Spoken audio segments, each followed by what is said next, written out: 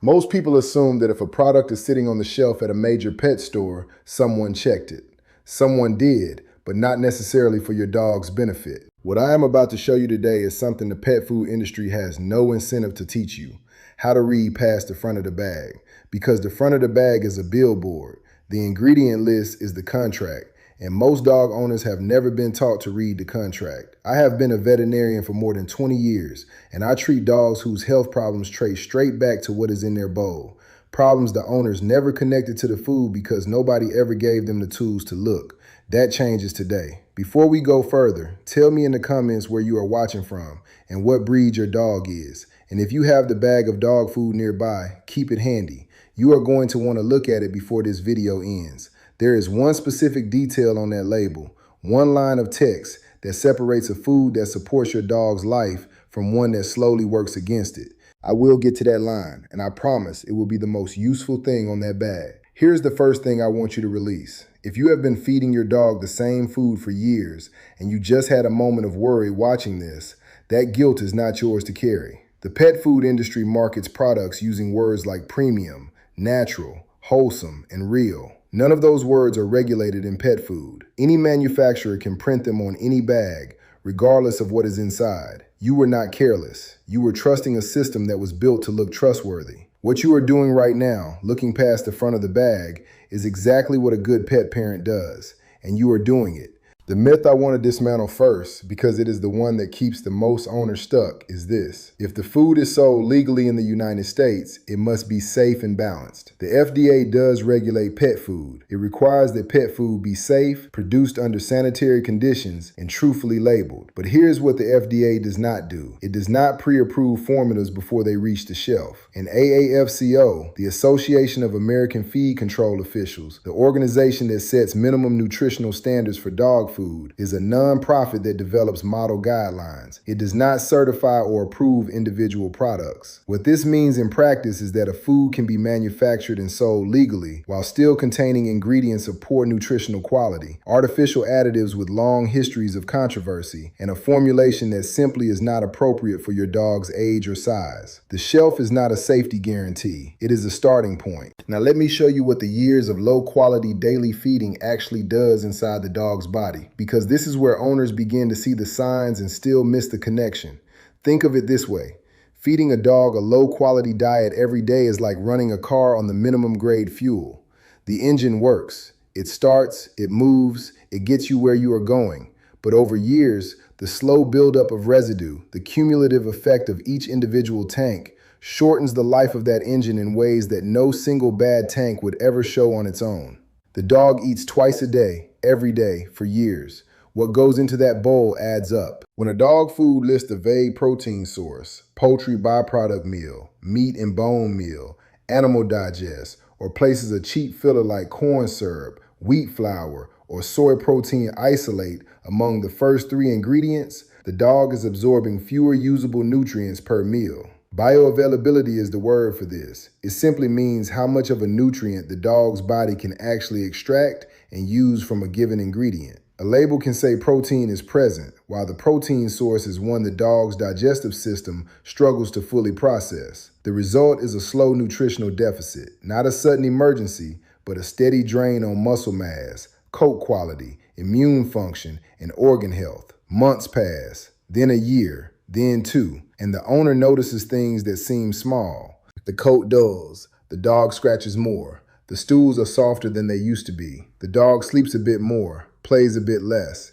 These are the early signs, and they are easy to explain away. The season changed, the dog is getting older, it's just allergies. I hear that in my clinic every week, and sometimes it is the season. But when I ask how long this has been going on, and the owner thinks back, it is often longer than they realized. The coat that used to be thick and shiny 2 years ago, the itching that started around the time the last bag ran out and a new kind was opened, the persistent loose stool that gets a little better with probiotics, but never fully resolves. Each of those on its own is a clue. Together, they form a pattern, and the pattern often points back to the bowl. Chronic skin inflammation from food sensitivity is one of the most common things I see. The dog chews at its paws, rubs its face against the furniture, gets ear infections 2 or 3 times a year. The owner tries different shampoos, different ear drops, and the infection clears, until it comes back. What is happening underneath is a low-grade gut response to certain ingredients, artificial dyes, low-quality protein sources,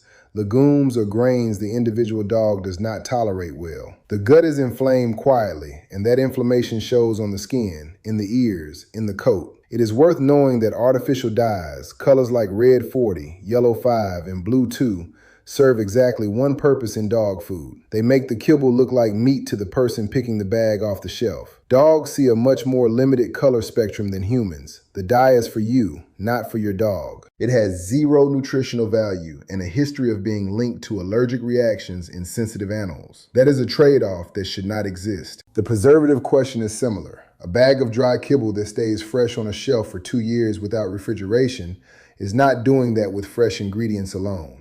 Something is preventing the fats from going rancid. The natural option is mixed tocopherols, which is vitamin E. Vitamin C also works, as does rosemary extract. Those foods have a shorter shelf life and they cost a manufacturer more to produce. The cheaper path is synthetic antioxidants, BHA, butylated hydroxyanisole, BHT, butylated hydroxytoluene, and ethoxyquin. All three are approved at low concentrations in pet food. But BHA and BHT have been linked in animal studies to oxidative stress and liver burden with prolonged exposure.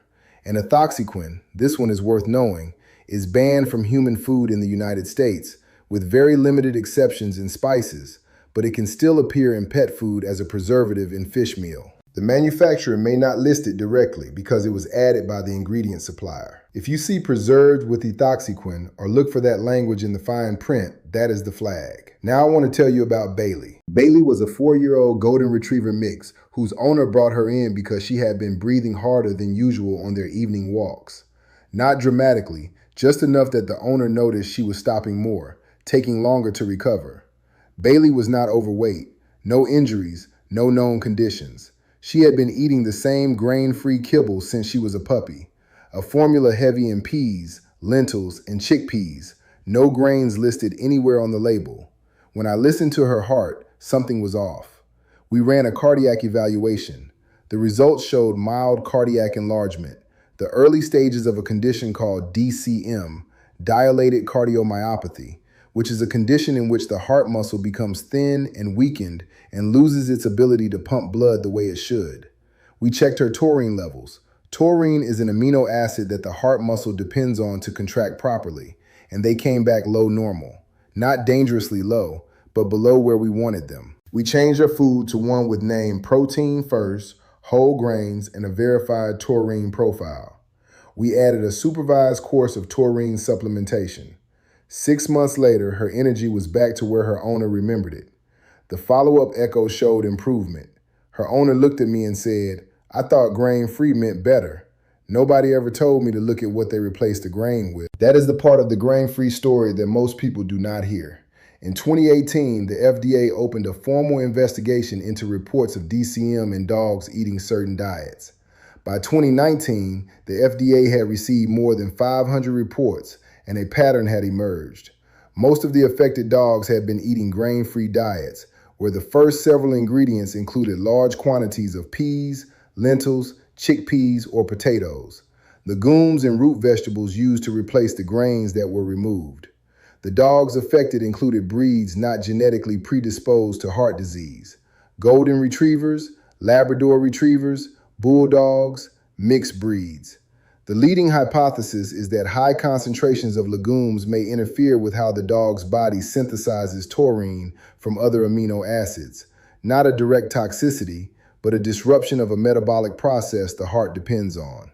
The FDA did not establish a definitive causal link, and the investigation was closed in 2022 without a final conclusion. But the signal was strong enough that veterinary cardiologists changed their dietary recommendations. If your dog has been eating a grain-free diet heavy in legumes for more than a year, a conversation with your veterinarian is the right next step. If the dog is slowing down on walks, coughing at rest, eating less than usual, or breathing differently, do not wait. Those are signs that warrant a cardiac evaluation, not a wait and see. This is not an argument against grain-free as a concept. It is an argument for paying attention to what replaced the grain. A grain-free food that relies primarily on quality animal protein and healthy fats with legumes as a minor ingredient, not the base of the formula, is a different product from one where peas are the second ingredient and lentils are the fourth. The ingredient list shows you which is which brings me to the most important part of this video, the part I promised you at the beginning. There are 3 things to check on every bag, and any bag that passes all 3 is in a category worth considering. The very first ingredient on the list must be a named animal protein. Chicken, beef, salmon, turkey, lamb, not poultry meal, unnamed, not meat and bone meal, not chicken byproduct meal as the opener, a named protein source. Here's why this matters. Ingredients are listed in descending order by weight before cooking. Chicken is roughly 70% water before it is processed. After cooking, that weight shrinks considerably, which means a bag listing chicken as the first ingredient may have less actual chicken protein contribution than the corn or wheat listed third or fourth. When you see a named protein first, you know the manufacturer was at least specific enough to commit to what animal it came from. When you see unnamed protein sources or fillers at the top, you know the formula was built around cost, not nutrition. The second thing, the AAFCO Nutritional Adequacy Statement. Find it near the feeding guide on the side or back of the bag. It should say something like, "This food is formulated to meet the nutritional levels established by the AAFCO dog food nutrient profiles for adult maintenance, or for all life stages, or for growth and reproduction." Or it may say, "Animal feeding tests using AFCO procedures substantiate that this food provides complete and balanced nutrition." Either version tells you the food has been measured against a minimum standard. This is the line I promised you. This is the detail that separates a food that has been verified against a baseline from one that simply exists on a shelf. If there is no AFCO statement at all, the product is not claiming to be complete and balanced nutrition. It may be a treat, a supplement, or a topper. Feeding it as a primary diet is not what it was designed for. The third gate, the life stage. The AAFCO statement will include the life stage the food was formulated for: puppy, adult, senior, all life stages. A food formulated for adult maintenance does not have the calcium, phosphorus, and protein levels a puppy needs for bone and muscle development. A senior dog has different energy requirements and different joint needs. Check that the life stage on the bag matches the dog eating from the bowl. That is the 3-step protocol. Name protein first, AFCO statement present, correct life stage confirmed. No app needed, no veterinary degree required. You can do it in the store aisle in 30 seconds. One more thing on what not to add at home, because some owners, after learning about low-quality commercial food, start adding human food to the bowl to compensate. Some additions are safe, but there are things that must never go in your dog's bowl. Onion, garlic, leeks, and chives in any form, raw, cooked, or powdered, damage red blood cells and can cause hemolytic anemia. Grapes and raisins carry a kidney toxicity risk that can be fatal at doses that seem small. Xylitol, a sweetener in some peanut butters and sugar-free products, causes a rapid, dangerous drop in blood sugar. Macadamia nuts cause weakness and tremors. Chocolate contains theobromine, which dogs cannot metabolize safely. None of these belong near your dog's food. If you want to enrich the bowl with fresh additions, work with your veterinarian to do it right. The escalation I want to leave you with is this. The problems that come from years of poor nutrition do not announce themselves all at once. They build in stages. Dull coat and loose stool come first, easy to ignore. Then chronic skin inflammation and recurring ear infections, manageable with medication but never fully gone. Then organ stress that shows up quietly on blood work before any symptom does. And in the grain-free DCM scenario, the heart itself begins to change before the owner sees anything alarming on a walk. By the time the dog is visibly struggling, the disease is already at a moderate stage. The time when intervention is easiest and most effective is the beginning, and the beginning is the bag you are buying this week. So here is where you are now. You know how to flip the bag and find the first ingredient. You know to look for the AAFCO statement and what it should say. You know to match the life stage to your dog's actual life stage. You know the grain-free caution and what the FDA investigation actually found and what it did not. You know which ingredients in the preservative list are worth a second look and which signs in your dog may be pointing back to the bowl. If this video changed how you think about what goes in your dog's bowl, please subscribe. There are owners on this channel who are learning the same things you just learned, and I add new content regularly because there is more to cover. If this helped you, a like goes a long way toward getting this information to another dog owner who needs it. And now, flip the bag of whatever food your dog is eating right now and tell me in the comments the first ingredient on the list. One word, that is all. I read the comments and I want to know what you find. Give your dog a slow scratch behind the ear tonight. That dog trusts you completely with every meal.